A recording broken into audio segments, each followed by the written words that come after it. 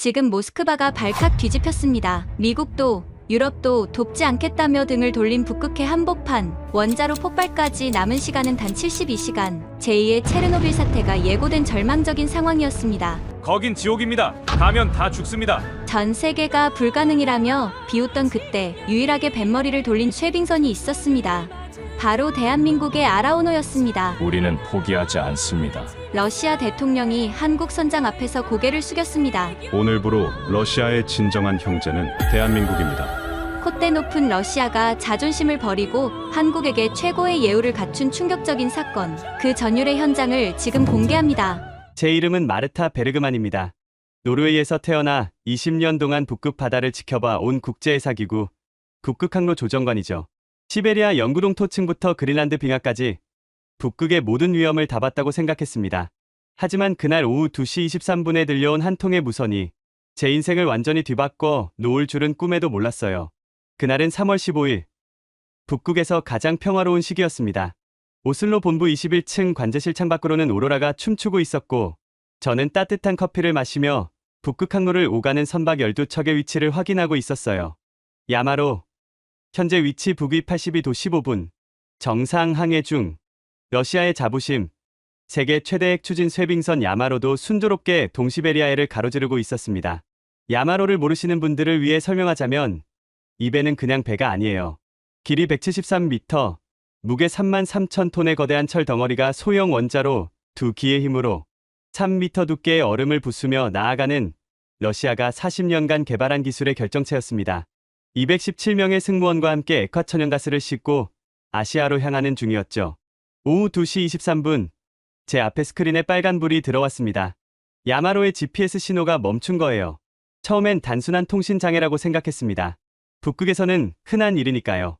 하지만 30초 후, 긴급 주파수에서 들려온 목소리에 제 심장이 멎는 것 같았어요. 메이데이, 메이데이, 메이데이.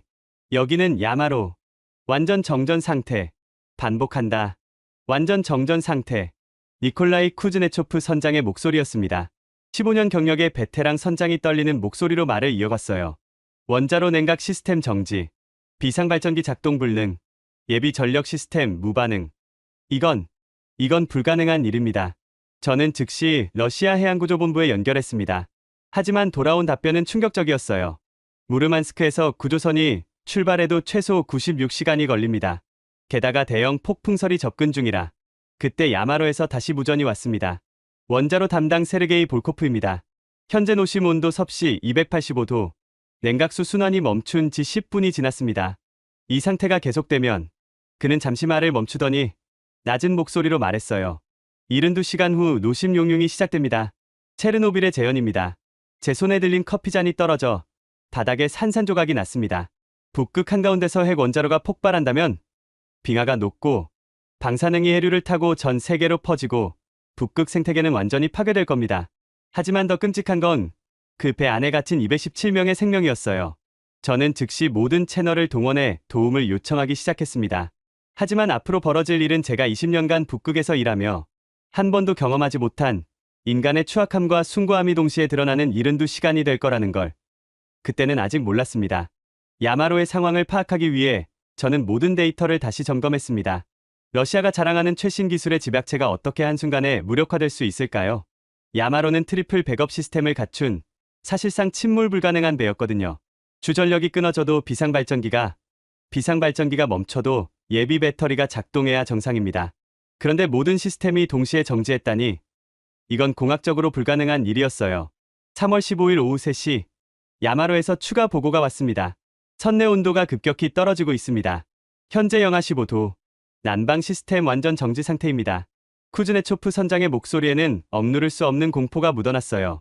승무원들을 중앙 홀에 모았습니다. 체온 유지를 위해 서로 몸을 붙이고 있지만 이 추위를 72시간 버틸 수 있을지. 더 심각한 문제는 원자로였습니다. 볼코프 기술자가 상황을 설명했어요. 원자로 두 기 모두 긴급 정지 프로토콜이 작동했습니다. 하지만 냉각 펌프가 멈춰서 잔열을 제거할 수 없어요.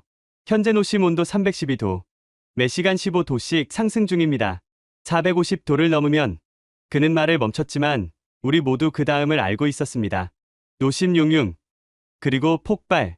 저는 즉시 미국 해안경비대에 연락했습니다. 알래스카에서 가장 가까운 쇄빙선이 있었거든요. 하지만 미국 북극 담당관의 대답은 차가웠어요. 러시아 영해에서 발생한 사고입니다. 우리가 개입할 수 있는 사안이 아닙니다. 게다가 핵추진 선박이라 정치적으로 너무 민감한 문제예요. 유럽연합 해양안전청도 마찬가지였습니다. 우크라이나 사태 이후 러시아에 대한 제재가 진행 중입니다. 인도적 지원이라 해도 제재 위반으로 해석될 수 있어요. 죄송하지만 공식적으로는 도울 수 없습니다. 절망적인 상황이었어요. 전 세계가 217명의 목숨을 정치적 계산 앞에 방치하고 있었습니다. 그때 야마로에서 또 다른 무전이 왔어요. 여기는 가파논 이반 페트로프입니다. 제 아내가 임신 8개월입니다. 아이 이름도 정해놨어요. 미하일이요. 제발 누구라도 좋으니 우릴 구해주세요. 그 목소리를 듣는 순간 저는 눈물을 참을 수 없었습니다. 관제실에 있던 동료들도 모두 침묵에 빠졌어요. 북극의 차가운 바다 한가운데서 217명이 천천히 죽어가고 있는데 우리가 할 수 있는 건 아무것도 없었습니다. 오후 5시 러시아 정부에서 공식 성명을 발표했습니다. 야마로 사고는 우리의 문제다. 자체적으로 해결하겠다. 하지만 모두가 알고 있었어요. 폭풍설 때문에 러시아 구조대가 도착하려면 최소 96시간이 걸린다는 걸. 72시간 안에 원자로가 폭발할 거라는 걸. 바로 그때였습니다. 제 앞에 레이더에 예상치 못한 신호가 잡혔어요. 북위 75도에서 북쪽으로 빠르게 이동하는 선박 하나. 식별 코드를 확인하는 순간 저는 내 눈을 의심했습니다. 대한민국 국적의 쇄빙연구선 알아온 이유였거든요. 저는 즉시 긴급회의를 소집하기로 결정했습니다. 한국의 움직임을 각국에 알리고 협력 방안을 논의해야 했습니다. 3월 15일 저녁 6시 제가 소집한 긴급회의에 각국 대사관과 해양당국 대표들이 모였습니다. 화상으로 연결된 스크린에는 15개국 대표들의 얼굴이 보였어요. 하지만 그들의 표정은 하나같이 어두웠습니다. 미국 국무부 북극 담당관이 먼저 말을 꺼냈어요. 인도적 관점에서 안타까운 일입니다. 하지만 현재 미러 관계를 고려할 때 우리가 먼저 나서는 것은 약점으로 비춰질 수 있습니다. 독일 외무부 대표도 고개를 저었습니다. 북극해는 군사적으로 민감한 지역입니다. 러시아 핵잠수함들이 순찰하는 곳이죠. 우리 구조선이 접근하는 것을 러시아가 허락할까요? 프랑스 해양부 관계자는 더 직설적이었어요. 솔직히 말씀드리죠. 체르노빌 때도 소련은 처음엔 모든 걸 숨겼습니다. 이번에도 러시아가 진실을 말하고 있는지 누가 알겠습니까? 함정일 수도 있어요. 저는 믿을 수 없었습니다. 217명이 죽어가고 있는데 정치적 계산만 하고 있다니요. 여러분, 이건 인명구조의 문제입니다. 정치를 떠나서 베르그만 조정관, 영국 해군 대령이 제 말을 끊었어요.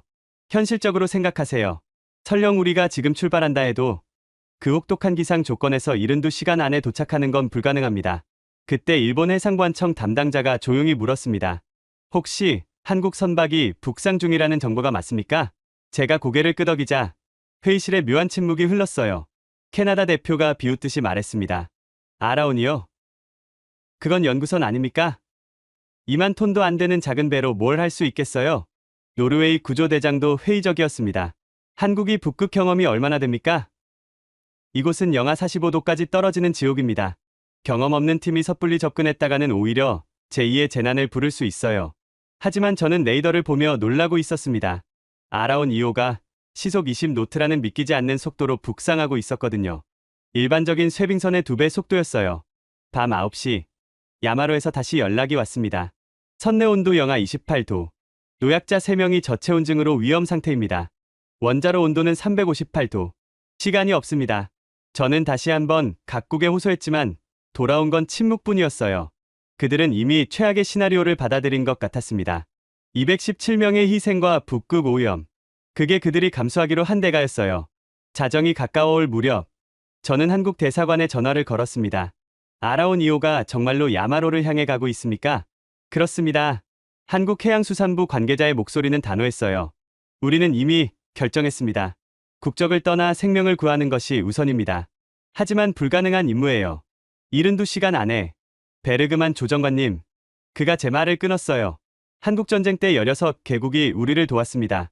이제 우리가 도울 차례입니다. 불가능해 보여도 해야 할 일이 있습니다. 전화를 끊고 저는 창밖을 바라봤어요. 북극의 밤하늘에 오로라가 불길하게 춤추고 있었습니다. 과연 한국이 이 불가능한 임무를 해낼 수 있을까요? 3월 16일 새벽 2시, 제 모니터에 놀라운 장면이 펼쳐졌습니다. 알아온 2호가 이미 북위 78도를 통과했어요.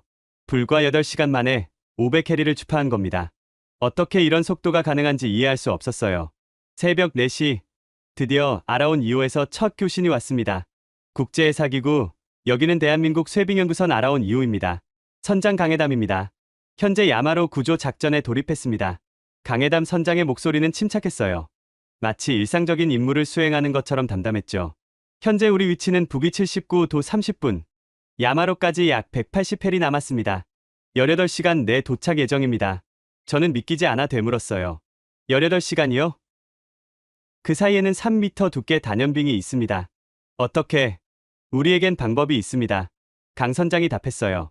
한국 군사위성 3기가 실시간으로 빙하를 스캔하고 있습니다. 카이스트 인공지능 연구팀이 최적 경로를 계산 중이에요. 그 순간 제 앞에 화면에 놀라운 데이터가 나타났습니다. 한국 팀이 공유한 위성 영상이었는데 북극 빙하를 3차원으로 완벽하게 매핑한 거예요.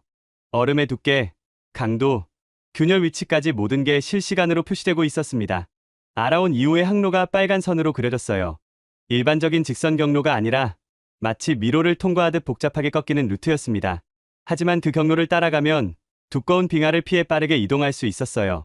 새벽 6시, 각국에서 연락이 쏟아지기 시작했습니다. 한국이 정말로 움직이고 있다고?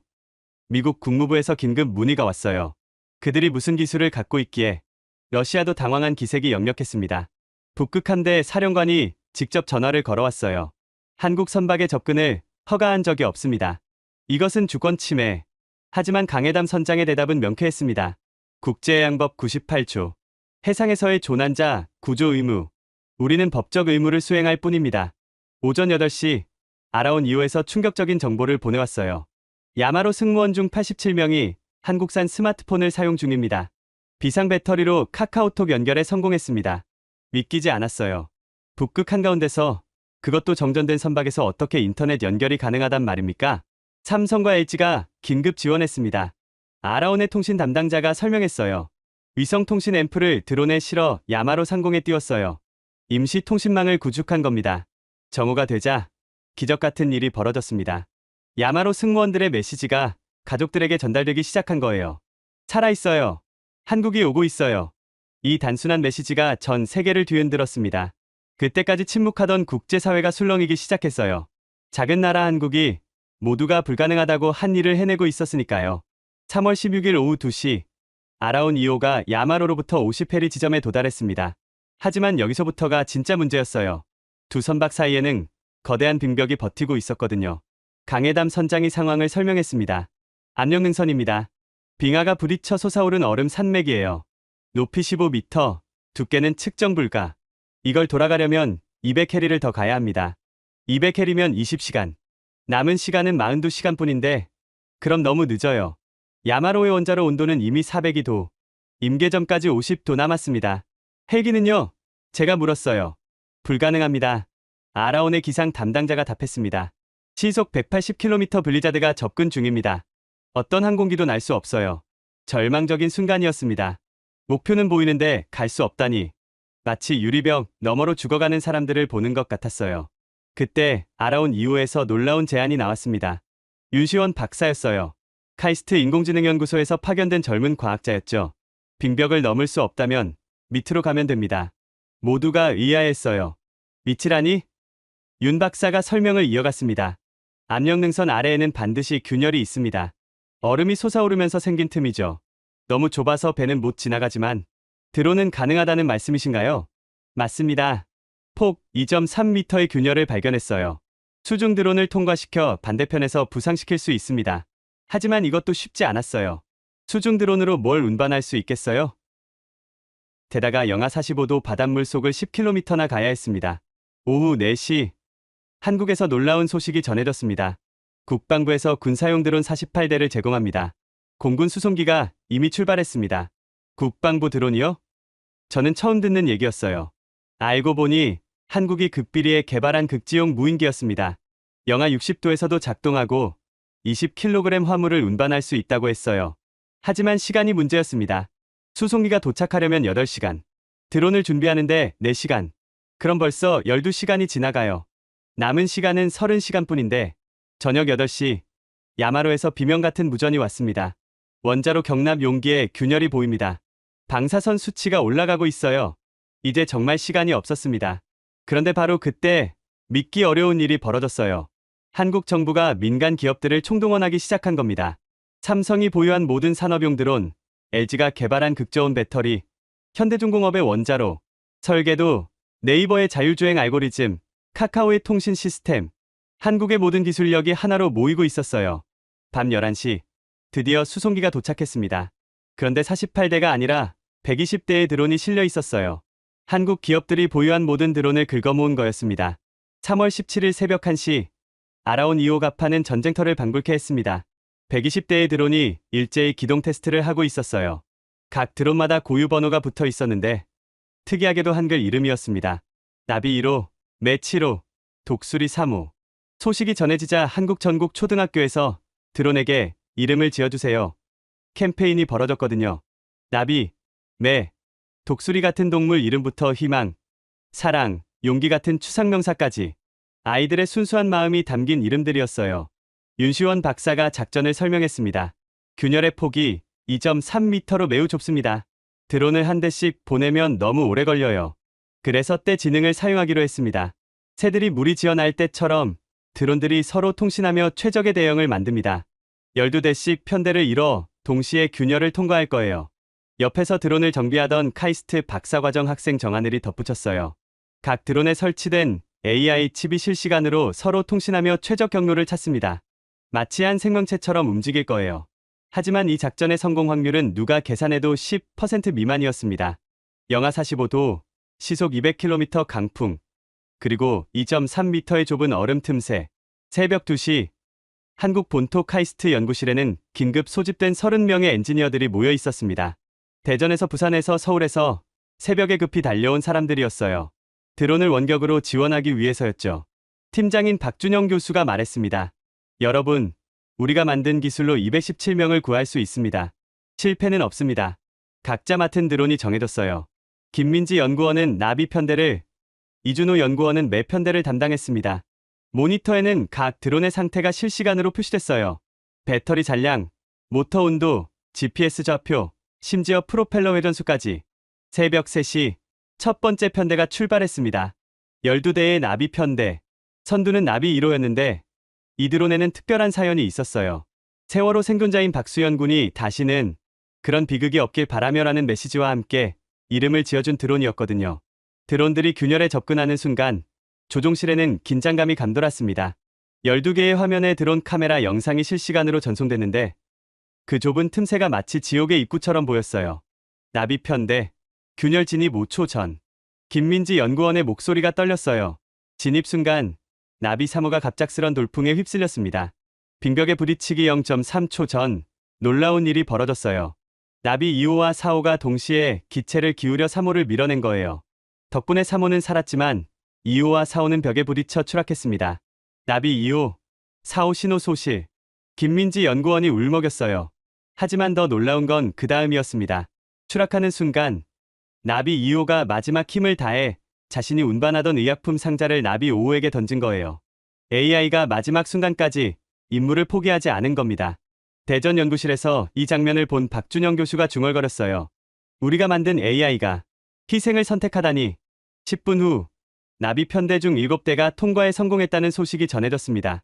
비록 5대를 잃었지만 7대가 살아남은 거예요. 새벽 3시 30분 두 번째 출격. 이번엔 매 편대였습니다. 이준호 연구원은 첫 번째 실패 데이터를 분석해 새로운 전략을 세웠어요. 바람 패턴을 분석했더니 3.7초 주기로 약해지는 구간이 있어요. 그 타이밍에 맞춰 진입하면 매 편대는 더 나은 성과를 냈습니다. 12대 중 9대가 생존. AI가 학습하고 있었던 거예요. 새벽 4시 세 번째 출격을 앞두고 특별한 일이 벌어졌습니다.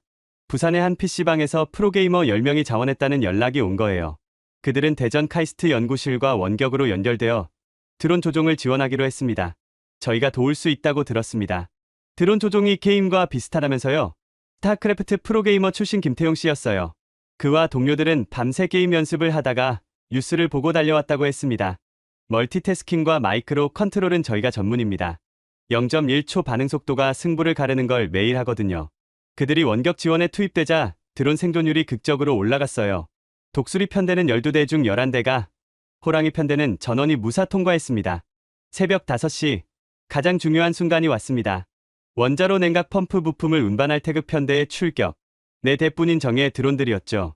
각 드론에는 원자로 수리에 필요한 특수 밸브 부품이 나눠 실려 있었습니다. 태극 1호 원격 지원은 김태용 프로게이머가 맡았어요. 그는 출격 전 드론 카메라를 보며 말했습니다. 이건 게임이 아니야. 진짜 생명이 걸린 거야. 질 수 없어. 태극 편대가 균열에 접근했을 때 최악의 상황이 벌어졌습니다. 갑자기 균열이 좁아지기 시작한 거예요. 얼음이 움직이고 있었습니다.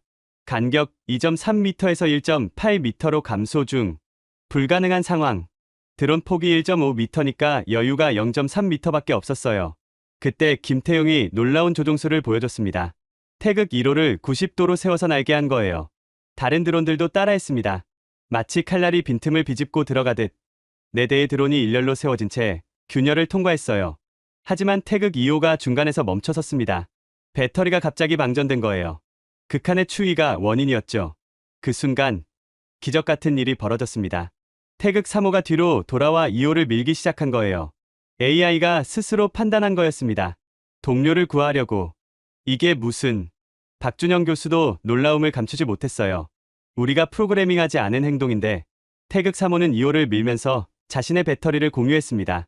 무선 충전 기능을 역으로 사용한 거예요. 덕분에 2호는 다시 움직였지만 3호의 배터리는 급속도로 줄어들었습니다. 결국 3호는 균열을 빠져나온 직후 추락했어요. 하지만 추락 직전 자신의 화물을 2호에게 넘겨줬습니다. 이 장면을 본 모든 사람이 침묵했어요. 기계가 보여준 희생과 우정에 모두가 말을 잃은 거였습니다. 새벽 6시, 야마로 갑판에 도착한 생존 드론들이 화물을 내려놓기 시작했습니다. 응급의약품, 히터용 배터리, 통신 장비, 그리고 가장 중요한 원자로 부품들. 하지만 가장 감동적인 화물은 따로 있었어요. 한국 초등학생들이 보낸 편지 뭉치였습니다. 러시아 아저씨들, 힘내세요. 서울 명동 초등학교 3학년 2반. 우리가 응원할게요. 꼭 살아서 돌아오세요. 부산 해운대초 4학년 김하늘. 편지를 읽은 야마로 선원들이 울기 시작했어요. 지구 반대편 어린이들이 자신들을 위해 기도하고 있다는 사실에 큰 위로를 받은 거였습니다. 오전 7시, 드디어 원자로 수리 작업이 시작됐습니다. 하지만 새로운 문제가 생겼어요. 부품은 도착했는데 영하 35도에서 손이 얼어 정밀 작업이 불가능했던 거죠. 그때 19살 막내 선원 알렉세이가 나섰습니다. 제가 해볼게요. 추위엔 익숙하고 손은 아직 유연해요. 하지만 진짜 이유는 따로 있었어요. 알렉세이는 매일 8시간씩 게임을 하는 중증 게이머였거든요. 특히 정밀한 컨트롤이 필요한 리듬 게임의 달인이었죠. 이건 비트매니아보다 쉬워요. 알렉세이가 웃으며 말했어요.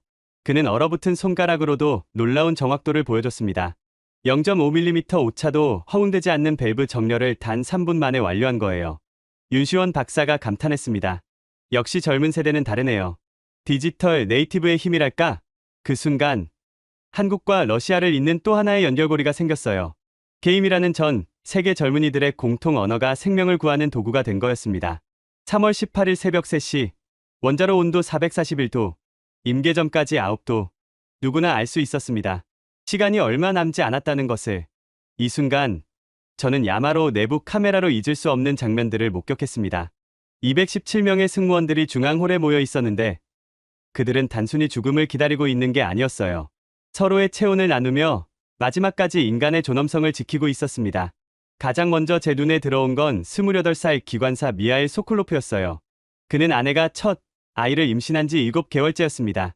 떨리는 손으로 수첩에 뭔가를 적고 있었는데 나중에 안 사실이지만 태어날 아이를 위한 편지였어요. 내 아들아, 아니면 딸이려나. 아빠는 지금 북극 바다 한가운데 있단다. 너를 만나지 못할 수도 있지만 이것만은 알아줬으면 해. 아빠는 마지막 순간까지 최선을 다했다고. 그리고 한국 친구들이 우릴 구하려고 목숨 걸고 싸우고 있다고. 세상에는 국경을 넘어서는 선한 사람들이 있다는 걸 꼭 기억하렴. 미하일 옆에는 58살 요리사 보리스 이바노프가 있었어요. 36년간 바다에서 일한 베테랑이었죠. 그는 남은 식량을 217개로 정확히 나누고 있었습니다. 빵 한 조각, 통조림 한 스푼까지도 공평하게. 이봐 젊은이들, 절대 포기하지 마. 1987년 블라디보스토크 앞바다에서도 우린 살아남았어. 그때는 일주일을 표류했지만 결국 구조됐지. 이번에도 그럴 거야. 특히 한국 친구들이 오고 있잖아. 보리스는 자신의 몫을 젊은 선원들에게 나눠주고 있었어요. 난 살도 찌고 지방도 많아서 며칠은 버틸 수 있어. 너희들이 먼저 먹어. 그때 누군가 러시아 민요를 부르기 시작했습니다. 목소리의 주인공은 22살 막내 선원 알렉세이 쿠드린이었어요.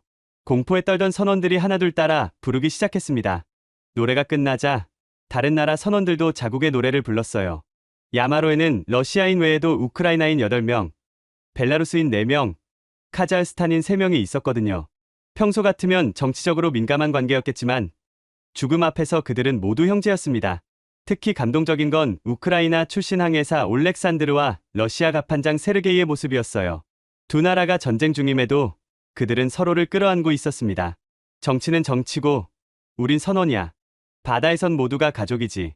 새벽 3시 30분 한국 통신망을 통해 가족들과 화상 통화가 연결되기 시작했습니다. 삼성과 LG가 제공한 위성 통신 덕분이었죠. 짧은 시간이었지만 그들에겐 영원처럼 소중한 순간이었어요. 가장 가슴 아픈 건 32살 통신사 드미트리 페도로프의 통화였습니다. 그에겐 한국인 여자친구가 있었어요. 부산에서 만난 수빈이라는 여성이었는데 결혼을 약속한 사이였죠. 수빈아, 미안해.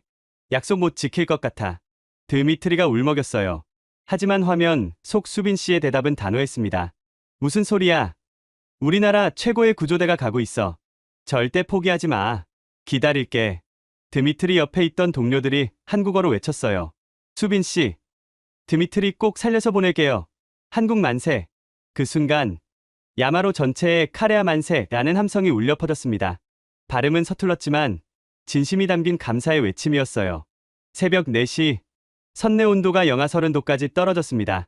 더 이상 버티기 힘든 추위였어요. 사람들은 서로를 끌어안고 체온을 나눴지만 한계가 있었습니다. 그때 놀라운 일이 벌어졌어요.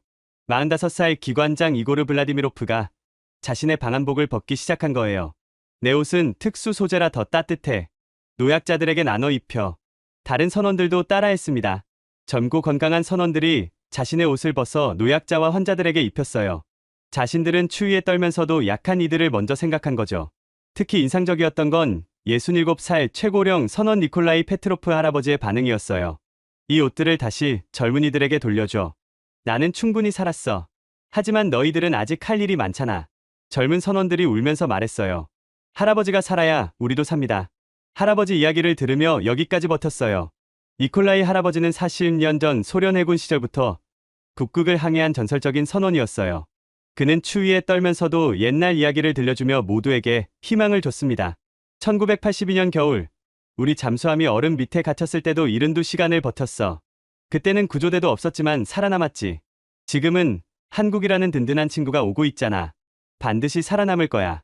새벽 4시 30분, 선내 식당에서 특별한 의식이 거행됐습니다. 남은 보드카를 217개의 컵에 똑같이 나눠 따른 거예요. 한 방울씩이었지만 그들에겐 성스러운 의식이었습니다. 쿠즈네초프 선장이 건배사를 했어요. 우리를 구하러 오는 한국 형제들을 위해, 그리고 여기 있는 217명의 생존을 위해 모두가 차치다로비에 건배를 외쳤습니다. 그 순간만큼은 공포도 추위도 잊은 것 같았어요. 이어서 각자가 짧은 소감을 말했습니다. 태어나서 처음으로 한국이라는 나라에 감사하고 있어. 김치는 먹어봤는데 한국 사람은 처음 만나볼 것 같네. 살아나가면 한국어부터 배울 거야. BTS도 좋지만 알아온 이유가 더 멋있어. 웃음과 눈물이 뒤섞인 시간이었어요. 죽음의 문턱에서도 유머를 잃지 않는 인간의 강인함을 봤습니다. 새벽 5시, 갑자기 전등이 깜박이기 시작했어요. 배터리가 거의 다 떨어진 거였습니다. 어둠이 선실을 삼키기 시작했어요. 그때 누군가 휴대폰 플래시를 켰고 다른 사람들도 따라했습니다. 217개의 작은 빛이 어둠을 밝혔어요. 그 빛 속에서 그들은 가족 사진을 꺼내보고 있었습니다. 26살 항해사 안토는가 태어난 딸 사진을 보며 속삭였어요. 마샤야, 아빠가 꼭 돌아갈게. 내 첫 생일은 꼭 함께 할게. 38살 가판원 빅토르는 부모님 사진을 가슴에 품었습니다. 엄마, 아빠, 아직 효도 한 번 못했는데 이번엔 꼭 살아서 돌아갈게요. 가장 마음이 아팠던 건 19살 알렉세이였어요. 그는 여자친구와 찍은 사진을 보며 미래를 꿈꾸고 있었습니다. 타냐, 살아나가면 바로 청혼할 거야. 더는 미루지 않을게. 새벽 5시 30분, 야마로의 작은 기적이 일어났습니다. 선내 방송 시스템이 갑자기 작동한 거예요. 그리고 스피커에서 메시지가 흘러나왔습니다. 야마로 승무원 여러분, 여기는 대한민국 알아온 이후입니다. 지금 여러분으로부터 10km 거리에 있습니다. 조금만 더 버텨주세요. 우리가 반드시 구하겠습니다. 그 목소리를 듣는 순간 217명 모두가 울음을 터뜨렸어요. 희망이 현실이 되는 순간이었습니다. 이어서 한국팀이 준비한 특별한 선물이 전달됐어요. 한국에 있는 야마로 가족들이 녹음한 응원 메시지였습니다. 각국 언어로 번역된 메시지가 차례로 재생됐어요. 아빠, 엄마가 매일 기도해요. 한국 아저씨들이 꼭 구해준대요. 자기야, 당신은 강한 사람이야. 꼭 살아서 돌아와. 아들아, 네가 자랑스럽다. 끝까지 포기하지 마라. 메시지가 끝나자 선원들 사이에서 한국 국가가 흘러나왔어요. 누가 시작했는지 모르지만 한 명이 부르기 시작하자 다른 사람들도 따라 불렀습니다. 발음은 엉망이었지만 가사는 정확했어요. 동해물과 백두산이 마르고 닳도록. 러시아 선원들이 한국 국가를 부르는 초현실적인 광경. 하지만 그들에게 한국은 이미 구원의 나라였고 이 노래는 감사의 찬송가였습니다. 새벽 6시 드디어 냉각 펌프 재가동 시간이 왔습니다. 이 순간을 위해 한국 드론 67대가 자신을 희생했고 217명이 릴레이로 작업했으며 전 세계가 숨죽여 지켜봤습니다. 알렉세이가 마지막 밸브를 조이는 순간 야마로에는 종교도 국적도 넘어선 하나의 기도가 울려 퍼졌어요. 제발, 제발 작동해주세요. 그리고 30초 후 임시 발전 시스템이 살아나며 냉각 펌프가 돌아가기 시작했을 때 217명은 하나가 되어 외쳤습니다. 감사합니다. 스파시아, 땡큐, 감사합니다. 모든 언어가 뒤섞인 감사의 함성. 그것은 생명의 환희였고 인류의 승리였습니다. 3월 18일 오전 8시 원자로 온도는 350도로 떨어졌습니다. 냉각 펌프가 작동하며 위기는 넘겼지만 아직 217명은 북극 한가운데 갇혀 있었어요. 선내 온도는 여전히 영하 25도, 식량과 의약품도 떨어져가고 있었습니다. 이때 한국에서 놀라운 소식이 전해졌어요. 대통령이 국가 비상사태를 선포했습니다. 야마로 구조를 위해 모든 자원을 동원하겠다고. 저는 귀를 의심했어요. 다른 나라 선박을 위해 국가 비상사태라니. 하지만 한국은 정말로 총력전을 시작했습니다. 해군 구축선 2척이 북극으로 출발했고 공군 수송기 5대가 구호물자를 싣고 날아왔어요. 삼성은 전 세계 최고의 극지용 배터리를 모두 동원했고 LG는 휴대용 히터 1000대를 긴급 제작했습니다. 더 놀라운 건 민간인들의 반응이었어요. 한국 국민들이 자발적으로 모금 운동을 시작한 겁니다. 217명을 구하자는 캠페인이 SNS에서 확산되며 단 3시간 만에 100억 원이 모였어요.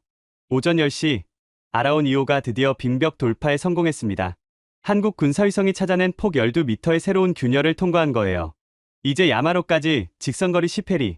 하지만 여전히 1.5m 두께의 얼음이 막고 있었습니다. 쇄빙 작업에 8시간 예상됩니다. 강해담 선장이 보고했어요. 그런데 현대중공업에서 천재적인 아이디어를 냈습니다. 얼음을 깨지 말고 녹이면 어떨까요? 녹인다고요? 영하 45도에서요. 고압 스팀 제트를 사용하면 가능합니다. 우리가 개발한 아이스 커터 기술이에요. 2시간 후 한국 해군 헬기가 특수 장비를 공수했습니다. 거대한 스팀 제트 4대, 뜨거운 증기를 고압으로 분사해 얼음을 순식간에 녹이는 장비였어요. 오후 2시 작업이 시작됐습니다. 섭씨 200도의 증기가 얼음에 닿는 순간 거대한 수증기 구름이 피어올랐어요. 마치 북극에 온천이 생긴 것 같았습니다. 예상보다 빨랐어요. 단 4시간 만에 폭 20m의 수로가 열렸습니다. 오후 6시 23분 역사적인 순간이 왔어요. 야마로, 여기는 아라온 2호. 우리가 도착했습니다. 두 선박이 마주한 순간 양쪽에서 동시에 환호성이 터졌어요. 러시아 선원들은 갑판으로 뛰어나와 손을 흔들었고 한국팀은 태극기와 러시아 국기를 함께 들어 올렸습니다. 구조 작업은 신속하게 진행됐어요. 중환자 11명이 먼저 아라온으로 옮겨졌고 나머지 승무원들에게는 따뜻한 음식과 담요가 제공됐습니다. 저녁 8시 감동적인 장면을 목격했어요. 쿠즈네초프 선장이 강해담 선장을 껴안으며 러시아어로 뭔가를 말했는데 통역이 이렇게 전했습니다. 당신들은 우리의 영원한 형제입니다. 하지만 아직 큰 문제가 남아 있었어요. 야마로를 어떻게 한국까지 끌고 갈 것인가? 원자로는 안정됐지만 엔진은 여전히 죽어 있었거든요. 그리고 일기예보는 최악으로 바뀌고 있었습니다.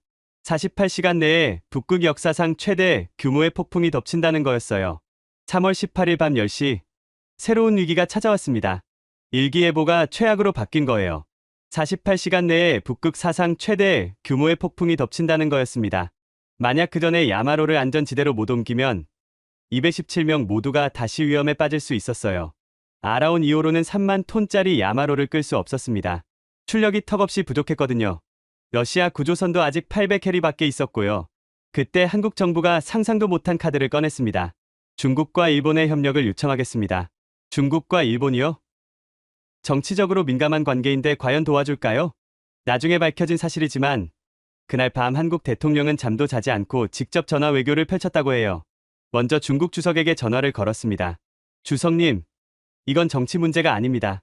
217명의 생명이 달린 문제입니다.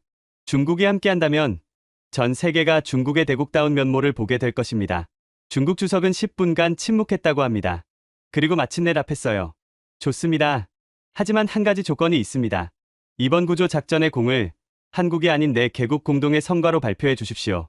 한국 대통령은 즉시 동의했고 곧바로 일본 총리에게도 전화를 걸었어요. 일본은 더 복잡한 상황이었습니다.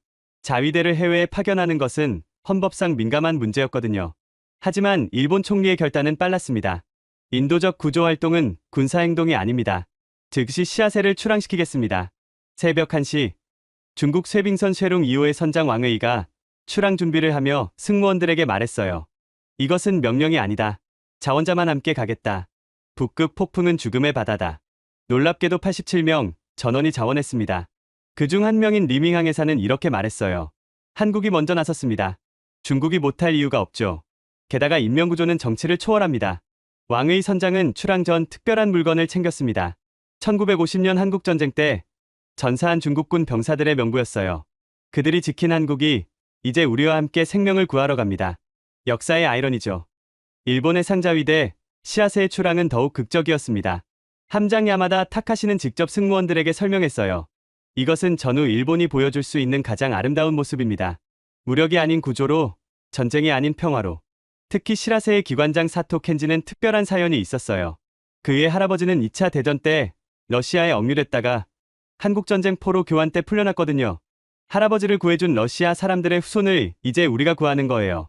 새벽 3시 윤시원 박사가 마지막 아이디어를 냈습니다. 인공빙산을 만들면 어떨까요? 모두가 의아했어요. 인공빙산이라니? 야마로 주변의 해수를 얼려서 거대한 방파제를 만드는 겁니다. 폭풍을 막을 수 있을 만큼 크게요. 강해담 선장이 물었어요. 이론적으로는 가능하지만 어떻게 통제하며 얼릴 수 있죠? 한국 건설사들이 개발한 극지 건설 기술을 사용하면 됩니다. 대림건설이 남극 기지 건설할 때 썼던 급속 동결 공법이 있어요. 4시간 후 한국 공군 수송기 세대가 도착했습니다.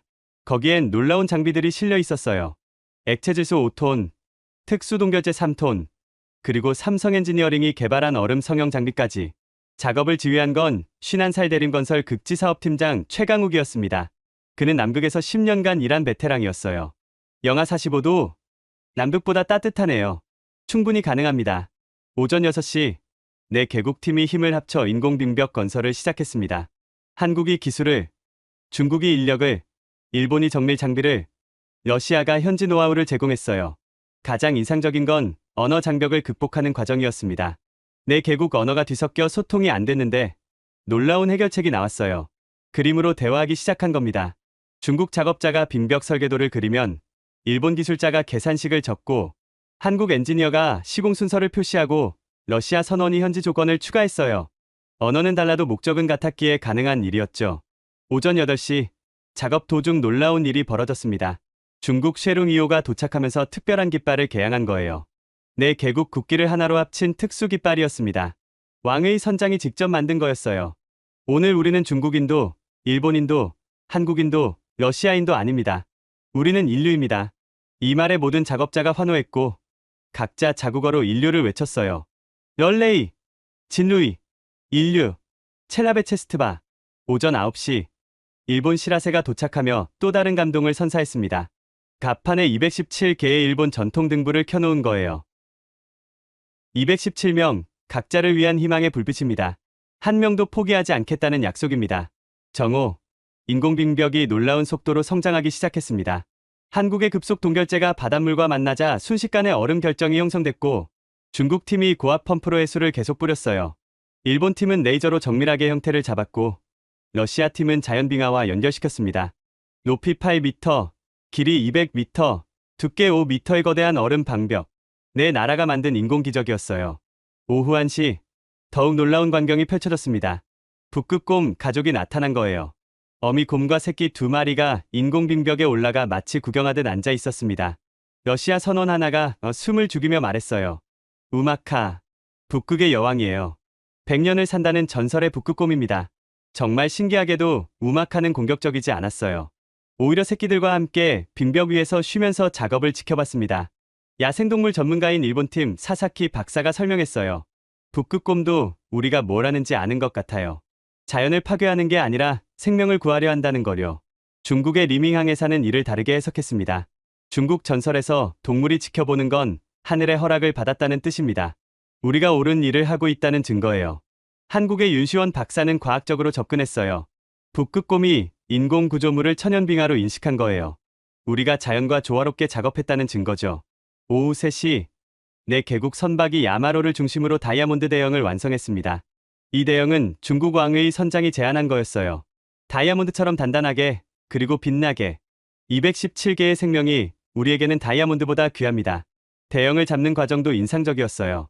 GPS와 레이더만으로는 정확한 위치를 잡기 어려웠는데 일본 팀이 드론을 띄워 상공에서 조정하고 한국이 AI로 최적 위치를 계산하고 중국이 선박을 조종하고 러시아가 해류를 읽어주며 완벽한 협업을 보여줬습니다.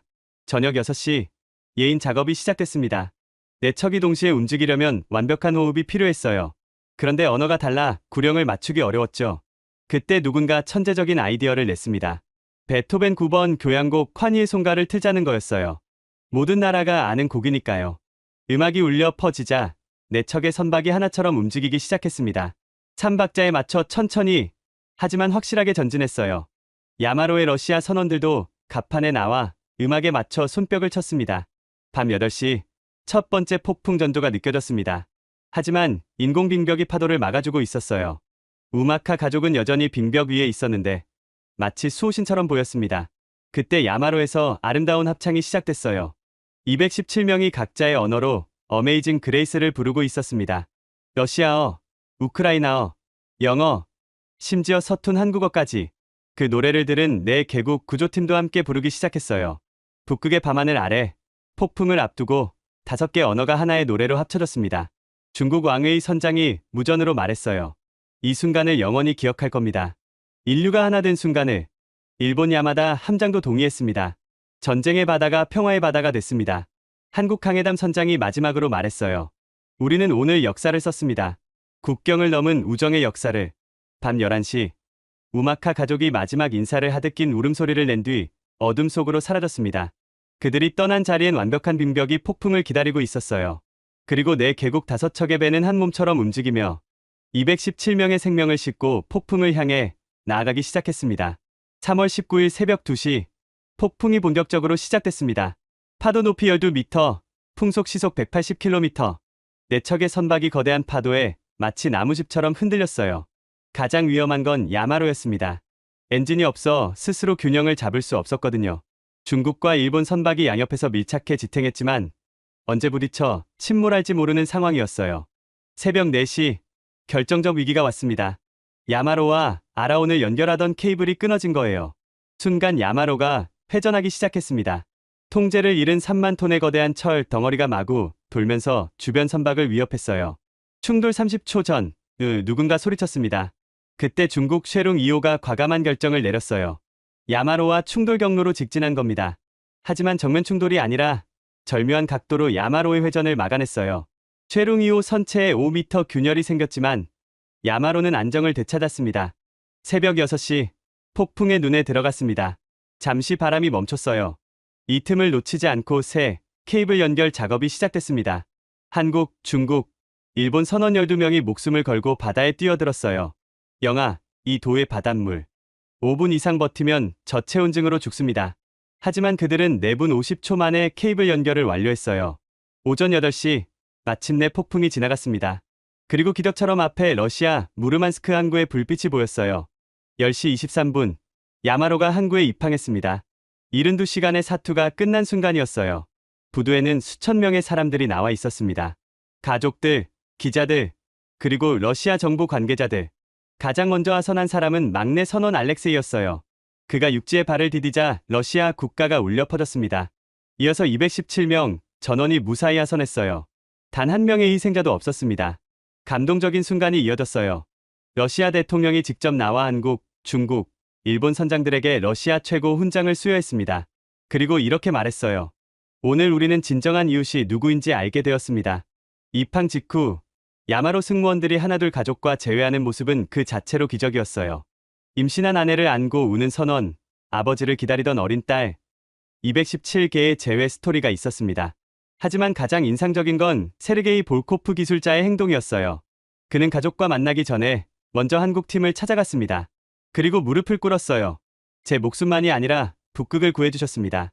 이 은혜를 어떻게 갚아야 할지. 윤시원 박사가 그를 일으켜 세우며 말했어요. 우리도 배웠습니다. 불가능은 없다는 것을요. 그날 오후 놀라운 발표가 있었습니다. 야마로 사고 원인이 밝혀진 거예요. 태양 폭풍으로 인한 전자기 펄스였습니다. 100년에 한 번 일어날까 말까 한 우주재해였어요. 더 놀라운 건 한국이 이미 이 가능성을 예측하고 있었다는 거였습니다. 한국 기상청과 천문연구원이 태양 활동을 모니터링하고 있었고, 그래서 신속한 대응이 가능했던 거예요. 저녁 무렵 국제해사기구 본부에서 긴급 화상회의가 열렸습니다. 주제는 북극 재난대응 시스템 구축이었어요. 의장이 말했습니다. 이번 사건은 우리에게 중요한 교훈을 남겼습니다. 위기 상황에서는 정치와 국경을 넘어서야 한다는 것을. 만장일치로 한국이 북극 긴급구조센터를 이끌기로 결정됐어요. 한국이 보여준 기술력과 인도주의 정신을 모두가 인정한 거였습니다. 밤 10시, 저는 호텔 창가에서 무르만스크 항구를 바라봤어요. 야마로가 정비를 받고 있었고 그 옆에는 아라온 2호가 정박해 있었습니다. 두 배가 나란히 있는 모습이 마치 오랜 친구 같았어요. 그때 휴대폰이 울렸습니다. 쿠즈네초프 선장이었어요. 베르그만 조정관님, 내일 작은 파티를 열려고 합니다. 생명의 불빛을 축하하는 파티요. 꼭 오세요. 생명의 불빛. 그 말이 가슴을 울렸어요. 어둠 속에서도 꺼지지 않는 희망의 빛. 그게 바로 이번 72시간이 우리에게 보여준 것이었습니다. 3월 20일, 전 세계 언론이 이 사건을 대서특필했습니다. CNN은 코리안 미라클 인 아크틱이라는 제목으로 특집 방송을 했고, BBC는 인류의 승리라고 보도했어요. 특히 주목받은 건 한국의 기술력이었습니다. 군사위성을 이용한 실시간 빙하 분석, AI 드론 편대, 극지용 특수 장비들. 이 모든 게 한국이 조용히 개발해온 기술이었어요. 미국 MIT의 한 교수가 이렇게 평가했습니다. 한국은 이미 극지 기술 강국이었다. 우리가 몰랐을 뿐이다. 더 놀라운 반응은 러시아에서 나왔어요. 러시아 과학 아카데미가 한국과 전면적인 북극 협력을 제안한 겁니다. 한국의 기술과 러시아의 경험을 합치면 북극의 미래를 바꿀 수 있다. 일본과 중국도 비슷한 제안을 했어요. 순식간에 한국은 북극 개발의 중심 국가가 됐습니다. 하지만 한국 정부의 반응은 의외였어요.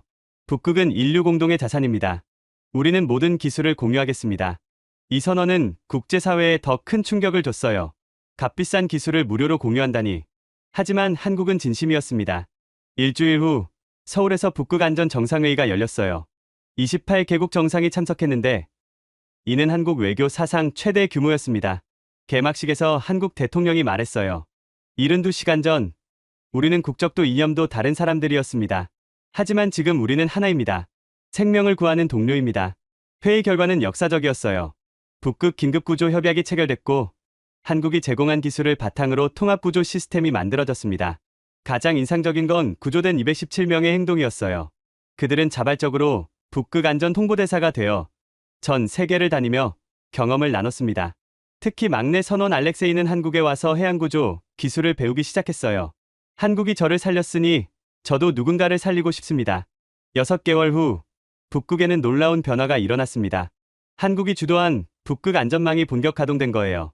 아라온 3호와 4호가 새로 건조돼 북극에 상주하기 시작했고 한국이 개발한 위성 3기가 24시간 북극을 감시했습니다. 덕분에 크고 작은 사고 18건이 조기에 발견돼 인명피해를 막을 수 있었어요. 더 중요한 변화는 국가 간 협력이었습니다. 그동안 북극을 둘러싼 영유권 다툼으로 갈등하던 국가들이 협력하기 시작한 거예요. 러시아는 항로 정보를 공개했고 캐나다는 구조기지를 제공했으며 노르웨이는 의료 지원을 맡았습니다. 그 중심에는 항상 한국이 있었어요. 한국 기업들도 적극 나섰습니다. 삼성과 LG는 극지용 통신 장비를 개발해 무상 제공했고 현대중공업은 차세대 쇄빙선 기술을 공개했어요. 이런 협력의 결과는 놀라웠습니다. 1년간 북극 해상 사고가 70% 감소했고 구조 성공률은 95%까지 올라갔어요. 유엔에서는 한국의 기여를 인정해 특별 표창을 수여했습니다. 한국은 북극의 수호자임을 증명했다는 찬사와 함께요. 하지만 가장 의미 있는 인정은 야마로 생존자들로부터 왔습니다. 그들이 모금해서 한국에 선물한 기념비였어요. 거기엔 이렇게 쓰여 있었습니다. 국경을 넘은 용기에게 217명의 목숨을 구한 대한민국에게 영원한 감사를 담아. 이 기념비는 지금 인천항에 세워져 있습니다. 북극으로 향하는 모든 한국 선박이 볼 수 있는 곳에요. 지금도 저는 그 72시간을 자주 떠올립니다. 절망적인 상황에서 희망을 포기하지 않았던 사람들, 정치와 국경을 넘어 손을 내밀었던 용기, 그리고 불가능을 가능으로 만든 기술과 의지. 한국이 보여준 건 단순한 구조 작전이 아니었어요. 작은 나라도 큰 일을 할 수 있다는 증명이었고, 기술이 인류애와 만날 때 어떤 기적이 일어나는지 보여준 사례였습니다. 야마로 사건 이후 국제사회에서 한국을 보는 시선이 완전히 바뀌었어요. 경제 강국에서 인도주의 리더로, 기술 선진국에서 생명 수호국으로. 하지만 정작 한국 사람들은 담담했어요. 강해담 선장이 제게 했던 말이 기억납니다. 우리는 그저 해야 할 일을 했을 뿐입니다. 바다에서는 모두가 가족이니까요. 그 겸손함이 더 큰 감동을 줬어요. 자랑하지 않고, 과시하지 않고, 묵묵히 생명을 구하는 나라. 그게 바로 제가 본 대한민국이었습니다. 지금 이 순간에도 북극 어딘가에서는 한국의 위성이 바다를 감시하고 있고, 한국의 기술이 누군가의 생명을 지키고 있을 겁니다. 72시간. 그 짧은 시간이 영원으로 기억되는 이유는 단순합니다. 그 시간 동안 인류는 하나였고, 불가능은 없었으며, 희망은 결코 죽지 않는다는 걸 증명했으니까요. 지금까지 북극의 기적, 72시간의 사투 이야기 어떠셨나요? 전 세계가 포기한 순간, 대한민국은 포기하지 않았습니다. 217명의 생명 앞에서 국경도, 정치도 의미가 없었죠. 이 이야기가 감동적이셨다면 좋아요와 구독 부탁드립니다. 그리고 무엇보다 이 영상을 공유해주세요. 세계 곳곳에서 묵묵히 생명을 구하는 대한민국의 진짜 모습을 더 많은 사람들이 알아야 하니까요.